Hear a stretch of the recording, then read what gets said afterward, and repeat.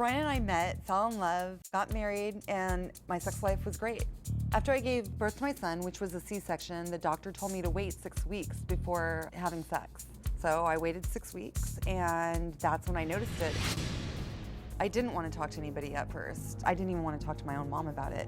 I went to my OB/GYN, and she did a test on me and couldn't find a yeast infection, but she said, well, I think it is anyways. Over time, it just became worse, and it would wake me up at night. And I was starting to think there was no way it could be a yeast infection. A year later, I went to urgent care, and he ran every test on me. And he said, my OB/GYN doctor told me that you have lichen sclerosus. I went online and looked up what lichen sclerosus was, and I was horrified. There was no cure for this. There was hardly any kind of treatment at all for it. The symptoms for LS are white patches, severe itching, dryness, severe tearing. And after some time, parts start to fuse. When you go to urinate, it feels like razor blades. If I'm sitting on like too hard of a chair, it feels kind of like menstrual cramps. Right now, I am fused. It's like my lip and my clitoris are fused together. My husband, he tried his hardest to comfort me, but it was just really hard. It's really hard. I don't feel like a woman. I don't feel sexy. When I look in the mirror, it's always something different. It's morphed into something I can barely recognize. I feel absolutely hopeless. Now, about 1 in 60 women will develop vaginal lichen sclerosus, and since it's so often misdiagnosed as eczema or a yeast infection, as it was in Jamie's case, it's very difficult to get a good diagnosis, let alone a treatment.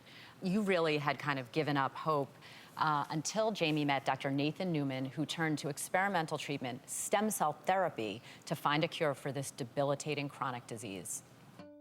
The first procedure is taking out fat from any body part that you want through a mini liposuction. We're going to take the fat and process it and then inject that back into the area that's affected by the lichen sclerosus. We can also use PRP, platelet-rich plasma, which is taking the blood, spinning it down, and getting the platelets, and they will stimulate this response that we want in a much better way and in a much faster way. Our hope is that if this works, you will have remission from the disease. I'm just waiting for the day that I can just put all this behind me. I mean, this is an incredible off-label experimental research, but definitely we're hearing so much about stem cell therapy. It is a potentially very exciting area for treatment. But first of all, how are you doing now? I'm doing fantastic now. Good, good. How many treatments did this require? How many sessions? 3.